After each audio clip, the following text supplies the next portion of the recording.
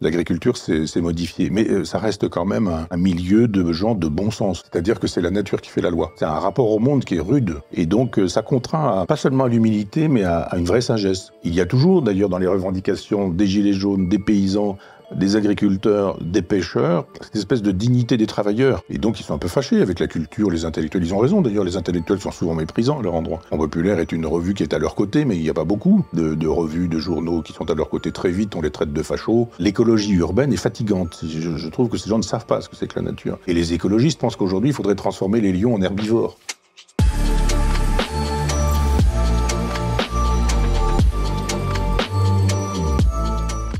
Bonjour Michel. Bonjour. Ravi de vous retrouver. On va parler aujourd'hui ensemble de notre nouveau numéro de Front Populaire consacré à l'alimentation. Manger tue, sous-titré Empoisonnement ou souveraineté. Disons-le, à la base de ce numéro, quand on a commencé à y réfléchir, il y avait un mouvement de contestation puissant en France, c'était la colère des agriculteurs.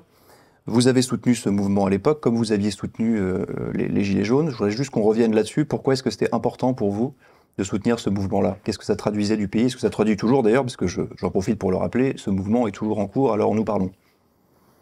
Moi, je serais obligé de faire un peu d'autobiographie, mais enfin, on ne sort pas de son autobiographie. Moi, mon père était ouvrier agricole, je l'ai beaucoup dit. J'ai vécu dans un village qui s'appelle Chambois, qui est un village, donc c'est pas un hameau de campagne avec une ferme au milieu de la nature. Il y avait à l'époque 500 habitants. Et je connaissais les paysans, qui étaient des amis de mes parents. Je connaissais les paysans des alentours. Il n'y avait pas de ferme dans le village, mais donc il y avait ça. Donc je suis né dans un milieu agricole, on dira. Donc ouvrier agricole, mon père, pas du tout paysan, pas du tout propriétaire terrien. Moi, j'ai eu un copain d'école dont le père avait 6 hectares, c'était pas beaucoup, mais il possédait sa terre. C'est pas exactement la même chose. Mon père ne possédait que sa force de production, sa force de travail. Et donc, il y avait de la pauvreté à la maison, parce qu'évidemment, pas de syndicat dans la ferme où mon père travaillait, pas d'horaire. C'est la nature qui commande. Si il faut moissonner et qu'on travaille 15 heures dans la journée, on travaille 15 heures dans la journée. Et si l'hiver, la terre est gelée, eh bien, on ne reste pas à la maison pour autant. Il faut démonter des moteurs, nettoyer, repeindre. Et donc, il y a une exploitation qui était terrible. Et puis, il y avait à côté, le propriétaire de la ferme où mon père travaillait était aussi propriétaire d'une fromagerie. Et moi, j'ai pu un peu travailler à la fromagerie pendant les vacances. Et là, pour le coup, c'était, je ne vais pas dire l'industrie, mais c'était l'usine. Donc, il y avait des syndicats, CGT, CFDT, il y avait un parti communiste fort, un parti socialiste qui existait aussi à l'époque où le parti socialiste était de gauche. Il y avait une conscience de classe. Et puis, quand la sonnerie retentit, c'est fini, quoi. À 18h, on a fini. C'est pas le cas, donc, de la paysannerie. Donc, il y a un aspect virgilien chez les gens de la terre, et puis un aspect marxien, on dira, chez les gens des usines, et je connais les deux mondes. Et je ne vais pas dire qu'il y a une psychologie tout à fait particulière, mais enfin, c'est pas le même rapport aux autres, au monde. On regarde le ciel quand on est un paysan pour voir la météo qu'il va faire, c'est-à-dire savoir si on va avoir une bonne récolte ou pas. C'est-à-dire une bonne récolte, c'est pas faire de l'argent, c'est juste pas crever de faim. Dans l'usine, c'est pas comme ça que ça se passe. On regarde sa montre et puis après, on a éventuellement des activités à côté de tout ça. Et puis, il y avait un deuxième temps, c'est que cette pauvreté parentale, ma mère était femme de ménage, elle était compensée par un jardin potager que mon père faisait comme une espèce de jardin à la française, sans herbe, sans dépassement, avec des choses au cordeau, c'était propre, c'était net, et on avait de quoi manger. C'est-à-dire, ma mère disait toujours, il faudrait mettre des fleurs, et mon père disait, mais ça se mange pas. Et donc, pas de place pour l'esthétique, il y a une petite botte d'œillet de poète pour faire plaisir à ma mère quand même, mais il y avait cette idée que la terre était nourricière, et que on ne mourrait pas de faim puisqu'on avait de quoi faire la soupe. Et mon père disait, une soupe et un morceau de fromage. Voilà, il dit, ça devrait suffire. On a faim, il était épicurien sans avoir jamais lu Épicure, mon père me dit, on a faim, on mange une soupe et puis on n'a plus faim, donc l'affaire est réglée. On a soif, on boit un verre d'eau, éventuellement un mauvais cidre, et puis l'affaire est réglée aussi, et puis après on va se coucher, puis demain on va travailler. Et donc c'est un rapport au monde qui m'a ému, et que je connais encore aujourd'hui, alors même si c'est beaucoup plus compliqué. Mon père était après ça dans une autre ferme, non avant ça, dans une autre ferme, et il est resté très ami avec ses anciens patrons qui évidemment sont décédés. Mais moi je suis resté ami avec les petits-enfants de ce monsieur. Et alors, évidemment, c'est autre chose. C'est des moissonneuses-batteuses qui coûtent un pognon de dingue, comme dirait notre ami Macron, des tracteurs qui coûtent un prix fou, des endettements, des cabines qui sont climatisées, avec des ordinateurs qui permettent de savoir quelle est l'hygrométrie du blé quand il passe dans la trémie, et pour savoir dans quelle parcelle ça produit le mieux pour que l'an prochain, etc., etc. Bon, évidemment, l'agriculture s'est modifiée, mais ça reste quand même un milieu de gens de bon sens. C'est-à-dire que c'est la nature qui fait la loi.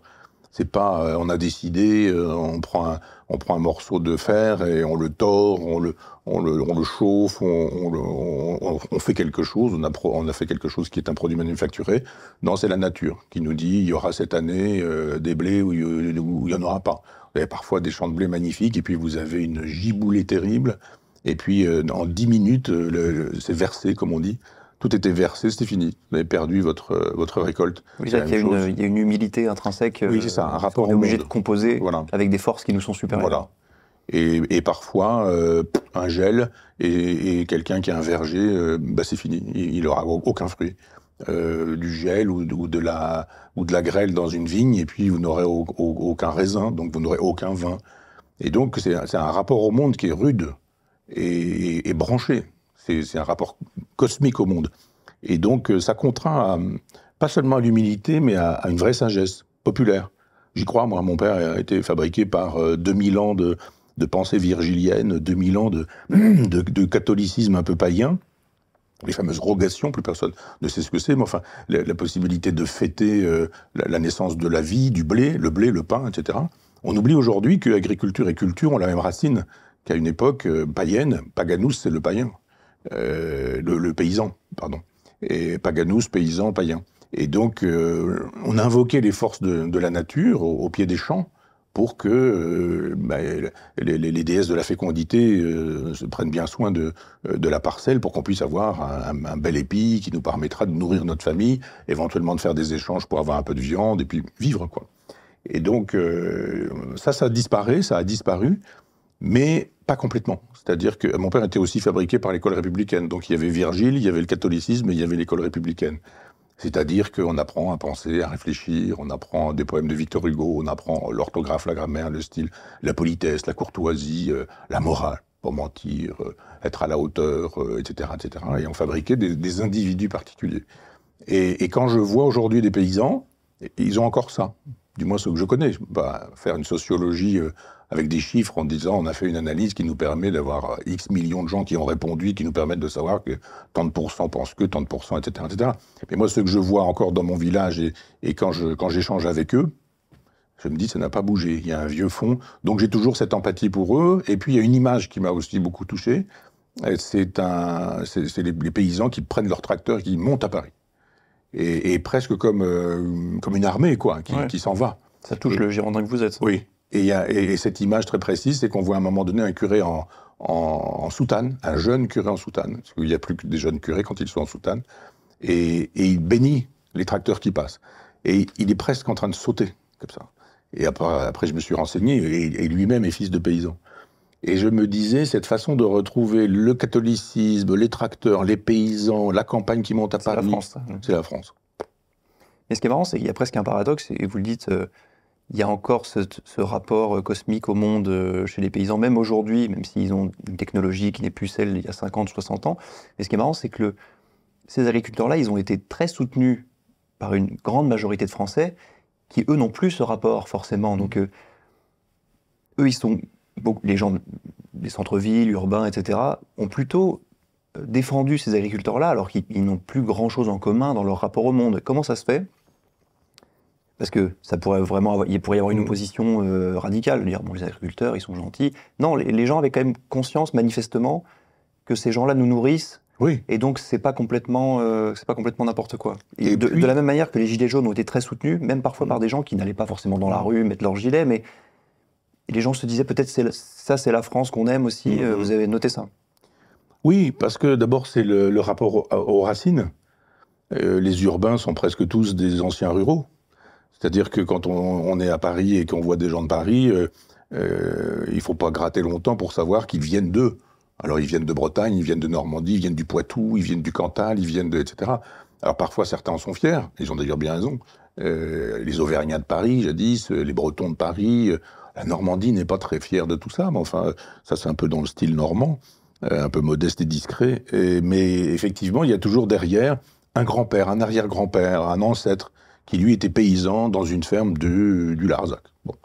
Et donc c'est une façon d'être fidèle à sa généalogie, à sa source, à ce dont on provient. À ceux dont on procède, pardon. Et donc, il y a eu ça avec les Gilets jaunes aussi, parce que les Gilets jaunes, c'était provincial.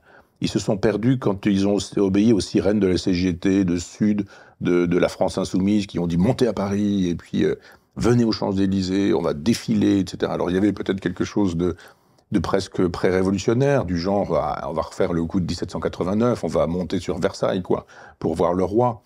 Et ils se sont fait avoir à partir de ce moment-là. Et moi, j'ai continué à les soutenir parce que je voyais bien qu'ils étaient victimes de toute cette clique politicienne, là.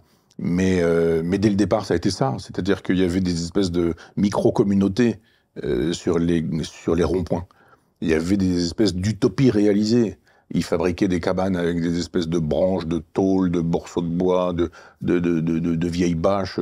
Et puis, ils faisaient un feu, et puis ils faisaient griller des saucisses sur le feu. Ils buvaient une bière, peut-être un peu plus que des bières, et peut-être un peu trop parfois, pour certains. Mais il y avait une convivialité nouvelle. Il y avait cette façon de dire, nous opposons à Paris, la province, nous opposons à l'Élysée, les châteaux, les dorures, etc., nos communautés sur les ronds-points. Et les gens étaient contents, les gens étaient heureux, ils se parlaient à 2h, 3h du matin, il y en avait qui ronflaient par terre ou sous une toile de tente, mais les autres étaient en train de continuer à parler, chanter, rigoler, l'esprit un peu festif de Rabelais. Et ça aussi, j'ai aimé cette façon de retrouver du sourire chez des gens qui ne disent pas, parce qu'ils ont leur dignité, ils ne disent pas leur misère.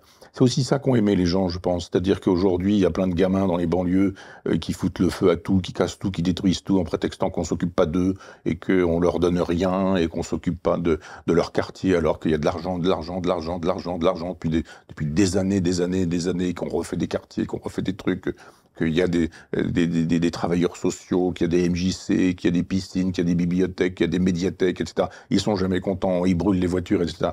Et puis, vous avez des paysans qui sont pauvres et malheureux pour beaucoup, je ne parle pas des céréaliers de la Beauce, mais qui, eux, n'ont jamais mis le feu à une voiture. De temps en temps, ils arrosent de lisier la préfecture. Bon, d'accord. Mais ils ne se plaignent pas.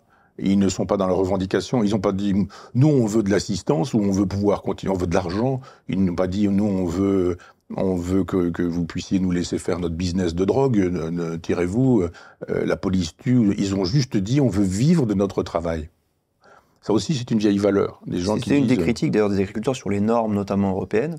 Oui. Se dire on ne veut pas vivre de subventions, mais on oui. veut qu'on nous laisse travailler et qu'on puisse vendre nos produits. Il y a eu ça avec les pêcheurs. Moi, j'ai vu un reportage terrible un jour d'un pêcheur qui disait on nous maintient au port parce qu'il fallait sauver des dauphins. Alors bon, c'est important les dauphins, mais quand on fait de la casuistique, à un moment donné, on dit qu'il faut sauver si vous sauvez un enfant, vous tuez un homme. Si vous sauvez un dauphin, vous tuez un homme. Si vous sauvez un homme, vous tuez un dauphin. C'est pas, il faut sauver tout le monde, c'est ça. La somme nulle. Ouais. Et ben là, les écolos disent les dauphins. Et on dit mais de quoi vous plaignez-vous, vous les pêcheurs? Vous allez pouvoir rester à la maison, jouer à la PlayStation, regarder des séries sur Netflix, et puis vous aurez un chèque à la fin du mois, etc. Mais ils disent mais nous on veut notre dignité. On veut gagner notre argent, on veut notre pain, comme disent les paysans, et ils veulent aller en mer, ils veulent risquer leur vie, ils veulent pouvoir récupérer de l'argent, payer leur retraite, se faire des petits salaires de rien du tout, se dire des fois, mince, la mer est mauvaise, pendant 3 jours on sort pas. Ou éventuellement de dire elle est mauvaise, mais on va avoir des charges à payer, on sort quand même. C'est-à-dire que ce sont des gens courageux, des gens travailleurs, et des gens qui ne revendiquent pas, et là d'un seul coup ils disent, on peut plus. Les gilets jaunes ils disent juste, mais nous... on veut bien sauver la planète, c'est pas le problème, mais simplement si vous nous forcez à ne plus avoir de voitures en diesel, on va pas pouvoir, on va mourir, quoi. Et si vous augmentez les taxes, nous on peut déjà pas acheter des jouets de Noël à nos enfants. Donc c'est pas Marx, hein, mais concrètement, c'est Marx quand même. Et il y a toujours d'ailleurs dans les revendications des gilets jaunes, des paysans, des agriculteurs, des pêcheurs, cette espèce de dignité des travailleurs. Parce qu'on a tout de suite dit avec les libéraux, les travailleurs, ça n'existe plus, c'est fini. Il n'y a plus de peuple. Le nouveau peuple, c'est le transsexuel, l'homosexuel, la néo-femme, le migrant, le musulman, etc. Enfin, souvenez-vous Terra Nova, quoi, quand on nous a dit, voilà la liste de ce qu'est maintenant le peuple. Et puis après, l'autre peuple, on s'en fout, ils sont chez les Le Pen, laissez-les. Voilà, ils sont aux portes du pouvoir.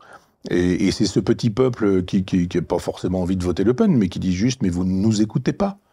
On vous dit qu'on ne peut pas manger, qu'on ne peut pas payer les études de nos enfants. Des étudiants qui nous disent « je saute un repas par jour ». Des grands garçons de 20 ans et qui sont en train de dire « je saute un repas par jour ». Moi, j'ai honte. J'ai honte pendant qu'on trouve de l'argent pour aller faire la guerre en Ukraine. Et là, il n'y a aucun problème. Priorité à la guerre en Ukraine. Tant pis pour les étudiants. Je me rappelle, les gens probablement oubliés, mais enfin, vous vous en souviendrez, mais tout au départ de Macron, il avait ponctionné de 5 € les étudiants. Mais c'est quand même incroyable. Alors Mélenchon et les leurs avaient fait un truc plutôt pas mal, parce que ça parle. D'un seul coup, avec 5 € ils avaient acheté, alors évidemment, ils n'avaient pas acheté une tranche de viande, parce que ça n'aurait pas été assez manifeste, mais du riz, des pâtes, du pain, des choses comme ça. Et là, d'un seul coup, on se dit, mais on achète ça avec 5 €, quoi. Et vous allez priver les étudiants de ça, vous alors qu'aujourd'hui, il n'y a aucun problème pour trouver de l'argent pour faire les guerres partout sur la planète, pourvu qu'elles soient dans le sens de l'Europe. Et je pense que c'est le retour de l'Europe maastrichtienne.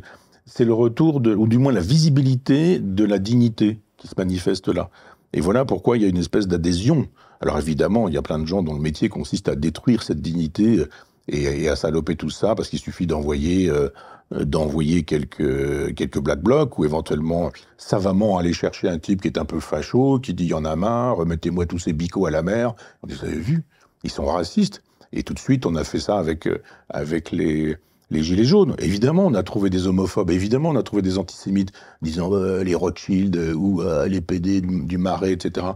C'est honteux de dire une chose pareille. Mais c'est encore plus honteux de dire « ils sont tous comme ça ».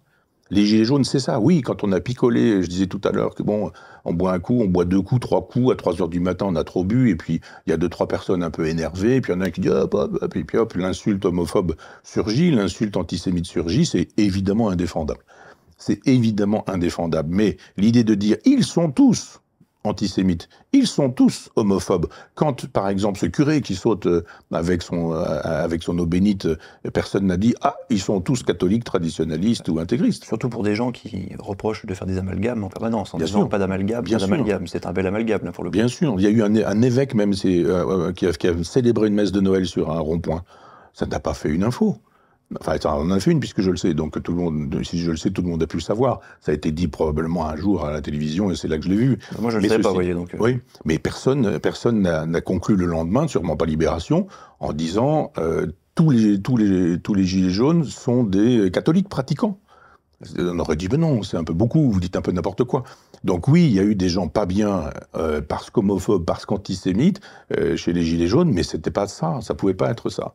Après, s'interroger sur l'argent, le capital, la circulation de l'argent et du capital, c'est pas inintéressant de se dire, mais Monsieur Soros, qui est juif, il a des intérêts partout sur la planète et il nous défend une vision du monde. Alors on peut expliquer qu'on fait fausse route en associant les juifs, l'argent, le capital, Israël, le sionisme, etc. Et qu'évidemment, c'est plus que jamais nécessaire de le dire aujourd'hui. Mais il faut comprendre que des gens qui n'aient pas forcément lu toute la bibliothèque socialiste du 19e siècle et ne sachent pas comment fonctionne le capital, le capitalisme, la formation de la plus-value, etc., puissent très vite dire, enfin c'est drôle, quand même, ce type, etc., etc. Surtout que ça, c'est pour le coup des théories du complot qui circulent beaucoup sur Internet et que les gens sont un peu connectés, et que c'est bien sûr plus facile de regarder un peu ce qui circule plutôt que d'aller aux sources. Forcément, on arrive là souvent. Et puis quand on n'a pas de réflexion ou les moyens de disposer d'une réflexion propre, on va chercher un peu sur Internet. Et c'est tout de suite facile de dire « Ah, mais tous vos problèmes viennent des Juifs, du capital, ou etc. » Moi-même, souvent, je parle de l'Europe de Maastricht et on me dit « Mais enfin, il n'y a pas un moment où vous ne pouvez pas vous empêcher de parler d'eux, etc. » À un moment donné, on peut dire oui, c'est vrai, peut-être que c'est plus complexe, c'est plus subtil que ça. Mais on peut comprendre qu'à l'époque où Solzhenitsyn écrit l'archipel du Goulag, il puisse consacrer 2500 pages au Goulag et à l'Union soviétique. Parce qu'effectivement, il y a un moment donné, on se dit, le problème, il est là. Et donc, le problème, il n'est pas chez les Juifs, évidemment, il n'est pas dans le capital détenu par les Juifs sur la planète, etc. Simplement, les gens disent, mais pourquoi nous ? on vient nous empêcher de rouler avec notre voiture diesel, quoi. C'est juste ça. C'est pourquoi moi, à l'époque, j'avais parlé de faire une université populaire des Gilets jaunes. En disant, j'en avais parlé à quelques-uns là, qui depuis ont fait carrière dans la politique médiatique, mais en disant que on pourrait organiser des cours d'économie, des cours de sociologie, enfin sur le net. À l'époque, j'avais dit qu'on pourrait faire ça en disant tout ce qui peut vous être utile sur le droit, ou même ça, qu'est-ce que c'est que la plus-value, comment ça se fabrique, qu'est-ce que c'est que la marchandise, pourquoi y a-t-il, etc. Comment ça marche, l'antisémitisme, d'où ça vient, c'est quoi ce rapport à l'argent, au sionisme, etc. Pourquoi est-ce qu'on associe, qui associe, et comment ça s'est fait dans l'histoire, etc. Donner les moyens de penser la situation. Démocratie directe, démocratie indirecte, démocratie représentative. Qu'est-ce que la Constitution de 58 du général de Gaulle, avec l'ajout de l'élection du suffrage universel du président au suffrage universel direct, en disant si vous avez ces connaissances-là, vous verrez, vous comprendrez mieux. Puis peut-être aussi un cours sur la récupération. La Révolution française, elle se fait parce que des gens la récupèrent. Il y a plein de volumes, enfin dans les origines de la France contemporaine de Taine, il y a plusieurs volumes, un volume avant qu'on arrive à la Révolution française, une espèce de portrait de ce qui se passe avant. La misère, la pauvreté, le chômage, la délinquance, enfin, j'utilise du vocabulaire contemporain, et puis à un moment donné, ça se cristallise, et puis à un moment donné où, quand ça se cristallise avec un verbe qui lui est porté par des Robespierre, des Danton, des Hébert, etc., qui sont des journalistes, enfin des gens un peu ratés, mais des journalistes, des avocats, etc., des gens du verbe. Et puis ces gens de la campagne, ils se disent, c'est plutôt pas mal, ça, c'est bien, ça nous va, abolition des privilèges. Alors après, ils font pas une théorie en disant, est-ce que Montesquieu c'est mieux que Rousseau, ou que Voltaire ou Helvétius. Simplement, ils se disent, mais nous, on a la taille, la gabelle, c'est pas possible, quoi. On voudrait acheter du lait pour nos enfants, ou du savon pour nous nettoyer, et on peut pas. Et donc, la Révolution française, elle se trouve confisquée comme ça par 2 ou 3, notamment par les Jacobins. Et on aurait fait des cours dans lesquels on aurait expliqué aux gens des Gilets jaunes, attention aux Jacobins qui risquent de vous récupérer. Autrement dit, attention à Mélenchon et les siens, et au Parti communiste, la CGT, etc., la fameuse NUPES il y a quelque temps, le fameux nouveau Front populaire d'aujourd'hui, en disant faites attention à la récupération, gardez bien le monopole de votre action politique dans les provinces, en leur expliquant ce qui distingue le jacobin du girondin, etc. Moi, je crois à l'éducation populaire, comme vous le savez, et je crois que ce peuple-là n'en dispose pas d'éducation populaire. La plupart du temps, il est fâché avec l'école, parce que l'école n'est pas attractive, parce qu'elle n'est pas très intéressante, parce qu'elle est un peu je m'en foutiste aussi, et puis parce qu'on respecte plus les enseignants. Et puis, ils partent vite, ils ont envie de gagner leur vie, de gagner un peu d'argent, etc. Et donc, ils sont un peu fâchés avec la culture, les intellectuels. Ils ont raison, d'ailleurs, les intellectuels sont souvent méprisants à leur endroit. Front populaire est une revue qui est à leur côté, mais il n'y a pas beaucoup de revues, de journaux qui sont à leur côté. Très vite, on les traite de fachos, on les traite d'extrême droite, de lepénistes, tout fait de trucs habituels, quoi. Vichistes, la terre, elle ne ment pas, enfin, cette espèce de truc, je dis ça 500 fois, je dis la phrase, elle est écrite par Emmanuel Berne, qui est juif, dont la famille est attachée au Proust et au Bergson.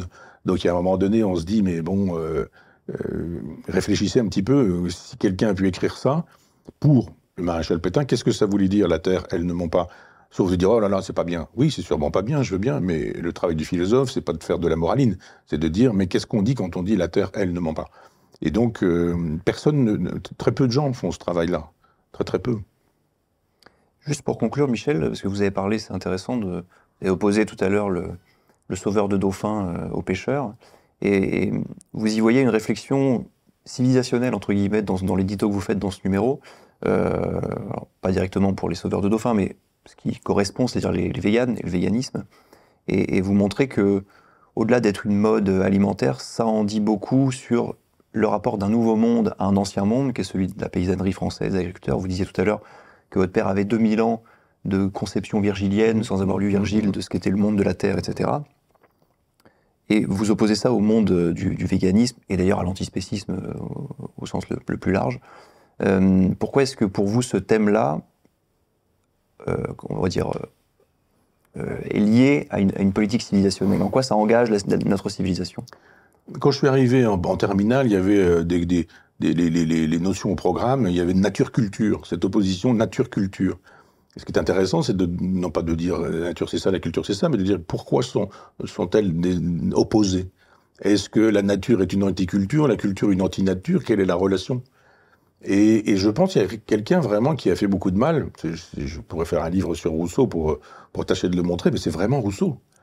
C'est-à-dire sur le terrain politique, avec le contrat social, sur le terrain, je dirais, sociologique, avec l'essai sur l'inégalité parmi les hommes, sur le terrain de la nature, avec les rêveries du promeneur solitaire, ou même le discours sur l'origine de l'inégalité parmi les hommes, c'est-à-dire cette façon d'inventer une nature qui n'a rien à voir avec la nature. Il y a une bonne nature, une gentille nature, une nature avec des hommes naturels qui, eux, sont formidables. On a découvert en 1492 des peuples qu'on dit premiers désormais, donc on a découvert des sauvages. Montaigne écrit des pages magnifiques sur des sauvages qu'il prétend avoir vus en Normandie et à Rouen, alors que finalement il les a vus à Bordeaux. Il fallait juste pas gêner le roi qui avait une mauvaise expérience à Rouen, enfin peu importe. Mais d'un seul coup on dit, ah, l'homme naturel, le singe et l'homme civilisé, où sont-ils? Comment les classer?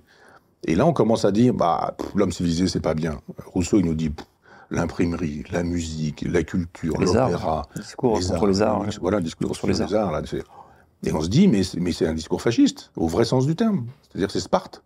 On nous dit, mais vous avez besoin de quoi? Une natte pour dormir. Vous avez besoin d'un verre en terre pour pouvoir boire de l'eau. Vous avez besoin d'une assiette en terre pour pouvoir manger des légumes, de la nature. Et là, d'un seul coup, on a toute l'idéologie écologiste qui s'associe à la haine de la propriété. Il y a un paralogisme chez Rousseau qui nous dit la propriété, c'est le début de notre misère. Les hommes naissent libres et égaux, et puis à un moment donné, le premier qui s'avisa de dire ceci est à moi, etc. Et qui trouva quelqu'un d'assez fou pour le croire. Oui, mais on se dit, mais attendez, mon cher Rousseau, pourquoi est-ce qu'il y a des gens qui décident d'une clôture? Ils veulent clore quelque chose qui existe déjà, et il le dit lui-même, c'est-à-dire ils ont construit leur maison, mais les autres pas. Donc l'inégalité est naturelle, elle n'est pas culturelle. Simplement, il y a des gens qui ont eu l'intelligence de se construire une maison, puis d'autres qui n'y ont peut-être pas pensé. Donc il y a des gens qui sont des propriétaires, puis des gens qui ne sont pas des propriétaires. Évidemment, les gens qui ne possèdent pas, ils se disent on va piquer la maison de l'autre. Mais lui, il a fait un jardin, il a des légumes, nous on l'a pas fait. Nous on a faim, on va aller piquer les légumes du jardin. La question de la propriété chez Rousseau, elle est mal posée, parce que lui dit la propriété c'est pas bien puisque l'homme est bon. Non, la propriété, elle a lieu parce que les hommes ne sont pas bons. Parce qu'on se fait prendre les fruits de son propre travail. La gauche aurait dû se dire, mais oui, c'est pas normal, les fruits du travail sont spoliés, et on est obligé de mettre des clôtures. Et ben non, pas du tout. La gauche dit, le type qui met une clôture, c'est un salaud. Non, c'est pas du tout qu'un type est un salaud parce qu'il est propriétaire, c'est que la nature humaine est ainsi faite, que les talents sont différents, etc. Alors ça ne veut pas dire que parce qu'il y a des inégalités naturelles, il faudrait que ces différences soient manifestes dans le droit. Donc moi je défends cette idée que les hommes sont libres et égaux en droit. Mais ça n'a aucun sens d'oublier le en droit.